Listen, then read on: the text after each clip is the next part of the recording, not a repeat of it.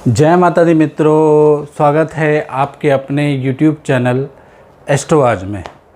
मित्रों, इस बार हम चर्चा करने वाले हैं सूर्य के राशि परिवर्तन के बारे में। यानी कि सूर्य वृषभ संक्रांति में जाने वाले हैं और जाने का जो तारीख है वो 14 मई से लेकर 14 जून के अंदर वो वृषभ यानी अपनी शत्रु की राशि में जाने वाले हैं।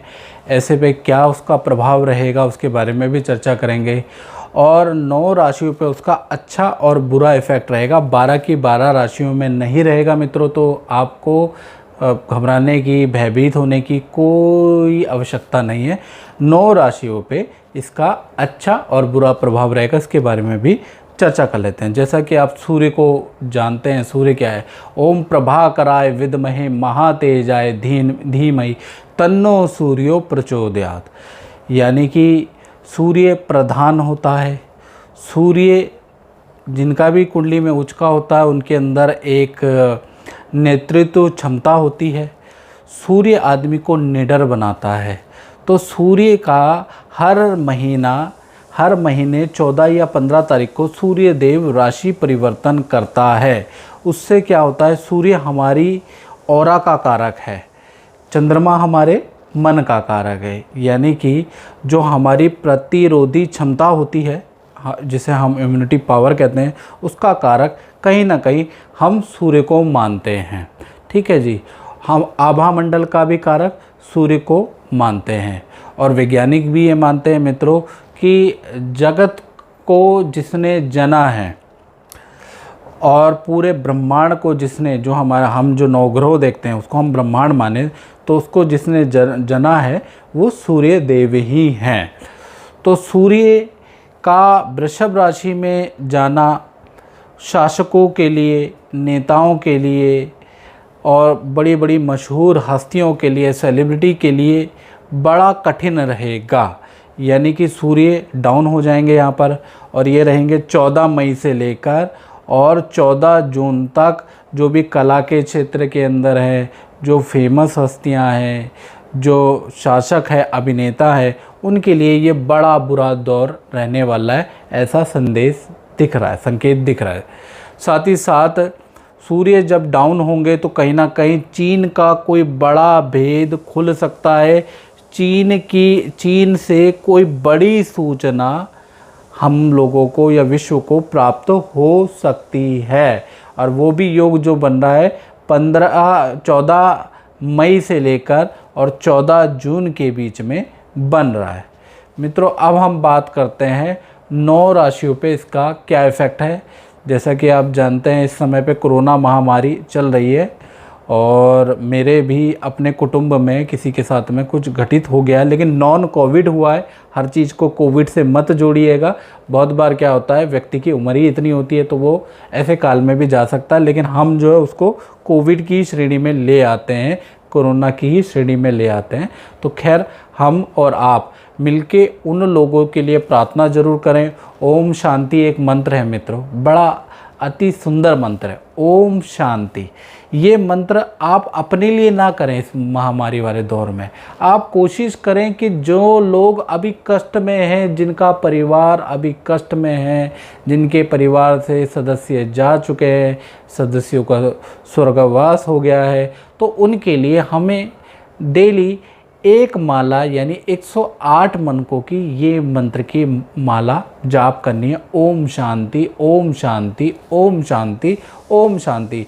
और माता रानी से ये प्रार्थना कर रही है कि उस परिवार को अपना आशीर्वाद दें, धैर्य बनाएं, ढांढस बनाएं, ताकि वो जो परिवार है, वो जो मरीज है, वो जल्दी से जल्दी ठीक हो जाए, इस गम से उबर जाए।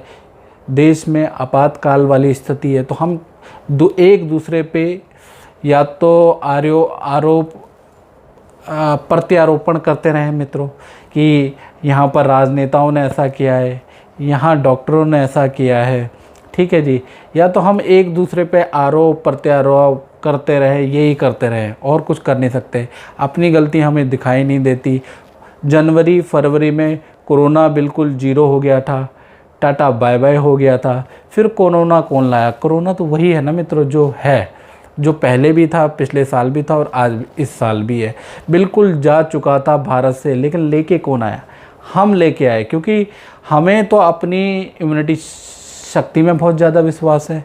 हमें लगता है कि हमें तो कोरोना हो ही नहीं सकता, हम तो ये खाते हैं, हम तो वो खाते हैं, हम तो वेज हैं, हम तो नॉन वेज खाते ही नहीं हैं, तो मास्क कौन लगाए? ठीक है जी, सोशल डिस्टेंसिंग का पालन कौन करे? तो जिस हम भारतीयों की लापरवाही के कारण ये कोरोना फैला है, इसको हम लोगों को मानना ही पड़ेगा। सरकारों पे आप जो सरकारों को दोष दे रहे हैं, आप डॉक्टर को दोष दे रहे हैं, आप अस्पताल को दोष दे रहे हैं, आप ब्यूरोक्रेट को दोष दे रहे हैं, आप अधिकारी को दोष दे रहे हैं, लेकिन जो सबसे ज़्यादा जिसको, अगर मुझे कोरोना हुआ है तो मित्रों मेरी ही गलती से हुआ है ना। सरकार तो बोल रही है ना मास्क लगाओ, सरकार तो बोल रही है ना सोशल डिस्टेंसिंग रखो, सरकार तो कह रही है ना भीड़ में मत जाओ। मेरी गलती से मुझे कोरोना हो गया मित्रों, और मैं गाली दे रहा हूँ या मैं किसी के साथ अपशब्द कह रहा हूँ सरकार को, मैं गाली दे रहा हूँ किसको? ब्यूरोक्रेट को, या मैं समझ रहे हैं ना। तो ऐसी स्थितियां हो रही है, आरोप प्रत्यारोप का दौर चल रहा है, सॉल्यूशन की बात नहीं चल रही है। तो मैं यही कहूँगा कि ऐसे में जिस परिवार के साथ में ये सब चीज़ हुई है वही परिवार जानता है कि उसके साथ में क्या हुआ। हालांकि हमारे परिवार में भी डेथ हुई है, लेकिन वो नॉन कोविड हुई है, लेकिन कोविड की स्थिति बहुत ज़्यादा गंभीर है। एक तो उसमें धन भी बहुत खर्च होता है, परिवार के और सदस्यों को भी कष्ट होता है। मैं समझ सकता हूँ, क्योंकि मैं भी 2-3 दिन अस्पताल में ही था। ठीक है, वहाँ पर कोविड भी थे और नॉन कोविड भी थे। शमशान घाट में भी 9 घंटे मैं भी रहा, तो मैं समझ सकता हूँ आपकी क्या स्थिति है। तब से मैं अपने जितने भी सब्सक्राइबर हैं, चाहे देश से विदेश से देख रहे हैं, तो मैं उनसे यही कहूँगा कि आप ओम शांति की एक माला मंत्र जाप उन परिवारों के लिए भी करें जो कि हमें छोड़ के जा चुके हैं, जो कष्ट में है। क्योंकि ये ब्रह्म स्वरूपी प्रकृति क्या पता हम पे रहम कर ले, या फिर ये कोरोना के केस अचानक कम होने लगें। क्योंकि मित्रों, आस्था है तो विश्वास है, और विश्वास है तो जीवन है। क्योंकि मैं जिंदा रहूँगा, यही विश्वास ही तो हमसे सारे काम करवाता है। ठीक है, वरना अकड़ तो मुर्दों में ही होती है मित्रों। तो इसलिए हमें विश्वास बना के रखें और उस शक्ति पे विश्वास रखें। डेली सुबह उठकर रात को सोते समय उस शक्ति से प्रार्थना करें, उस प्रकृति या ब्रह्म स्वरूपी शक्ति से प्रार्थना करें कि मेरे और मेरे परिवार को आज का दिन आपने बड़ा हंसता खेलता हुआ बिताया है, उसके लिए बहुत बहुत धन्यवाद। उस असीम शक्ति से आप प्रार्थना करें, और वो असीम शक्ति अभी हमसे नाराज़ है, लेकिन है तो हमारी माँ, हमसे ज़रूर मान जाएगी। 1 से नहीं मानेगी तो 100 से मानेगी, 100 से नहीं मानेगी तो 1 लाख से मानेगी, 1 लाख से नहीं मानेगी तो 10 लाख से मानेगी। इसलिए मित्रों, मेरा यह निवेदन है कि इस दौर में हम कुछ करे ना कर पाए, बहुत बार हम नहीं भी कर पाते हैं, तो हम एटलीस्ट घर के अंदर मानसिक रूप से जाप तो कर ही सकते हैं ना मित्रों। तो ऐसे में हमें ओम शांति का जाप, मेरे जितने भी व्यूवर देख रहे हैं और आपको मेरा प्रोग्राम अच्छा लगता है, तो कम से कम जो महामारी में पीड़ित हैं, जो जा चुके हैं, जो फाइनेंशियली क्राइसिस झेल रहे हैं, जिनके परिवार में कोई ना कोई सदस्य ग्रसित हैं, तो उन सब के लिए प्रार्थना करके कि हे माता, हम ये जो ओम शांति का जाप है, हम उन लोगों के लिए कर रहे हैं जो कोरोना से पीड़ित हैं, जो परिवार कोरोना से पीड़ित है। ये संकल्प लेना है, और माता इस जाप का फल उनको ही देना, आप उनका सब कुछ बढ़िया कर देना, मेरी यही प्रार्थना है। अब हम बात कर लेते हैं 9 राशियों पे अच्छा और बुरा प्रभाव की मित्रों। सबसे पहला जो प्रभाव पड़ेगा वो मेष राशि पे पड़ेगा। तो मेष राशि वालों को कफ की प्रॉब्लम हो सकती है, वायु विकार की प्रॉब्लम हो सकती है, और एक टेंशन सी आपको रहेगी। और ख़ास कर देखा जाए तो 17 मई, 18 मई, 19 मई, 26 मई और 27 मई, ये जो 5 दिन हैं ये आपके लिए ज़्यादा ख़राब हैं। मई के महीने में सूर्य जब डाउन जाएंगे उस समय पे, तो हो सके इसमें आप बाहर निकलना अवॉइड करें, यही मैं प्रार्थना आपसे करता हूँ। साथ ही साथ अब दूसरी जो राशि है वो है वृषभ राशि। तो वृषभ राशि को जो सूर्य के राशि परिवर्तन होगा, एक तो उनको उदर विकार की प्रॉब्लम होगी। हाँ, धन लाभ मई के महीने में होगा, सूर्य के राशि परिवर्तन से धन लाभ होगा, लेकिन खर्चा भी हो जाएगा और किसी ना किसी निकट जन को कष्ट आने के भी योग नज़र आ रहे हैं। हाँ, अगर आप कोई कारोबार करते हैं, घर से कोई प्रैक्टिस कर रहे हैं, तो उसमें काम में सुधार होता हुआ नज़र आएगा आपको 14 मई के बाद। इसी तरह से मिथुन राशि के देखा जाए तो मिथुन राशि के लिए सूर्य के राशि परिवर्तन का और जो ये सूर्य शुक्र बुध और शुक्र एक साथ बैठे हैं जो और शनि और मंगल का जो षडाष्टक योग बन रहा है, उसका जो विशेष प्रभाव जो मिथुन राशि पे पॉजिटिव पड़ने वाला है। एक तो इनके कार्यों में लाभ हो सकता है, धन में लाभ हो सकता है, संपत्ति का कोई लाभ हो सकता है।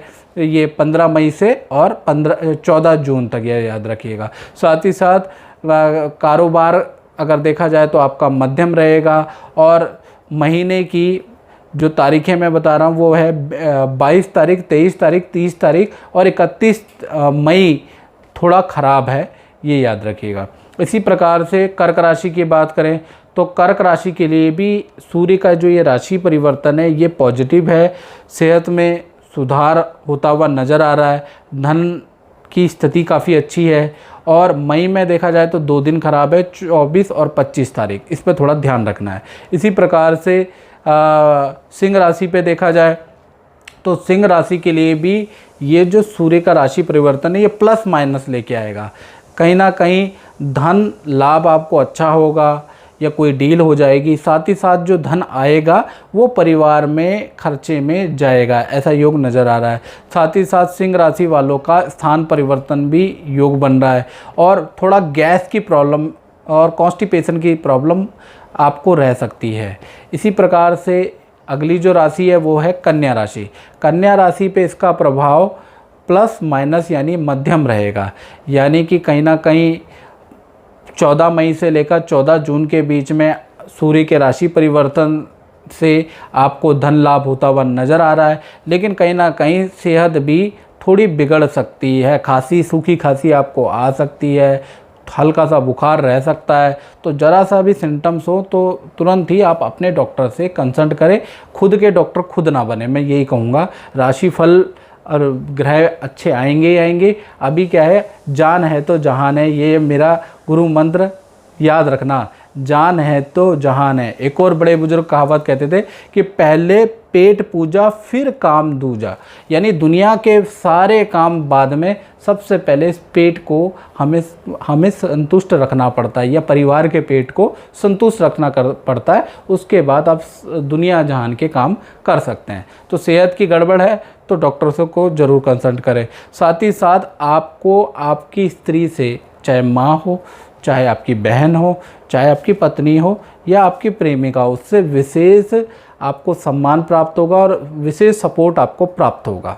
इसी प्रकार से तुला राशि की बात करें तो तुला राशि का जो ये सूर्य का राशि परिवर्तन आ रहा है, एक तो सेहत में वृद्धि अच्छी होगी और साथ ही साथ आपके जो शत्रु हैं वो कमज़ोर पड़ जाएंगे इस दौर में।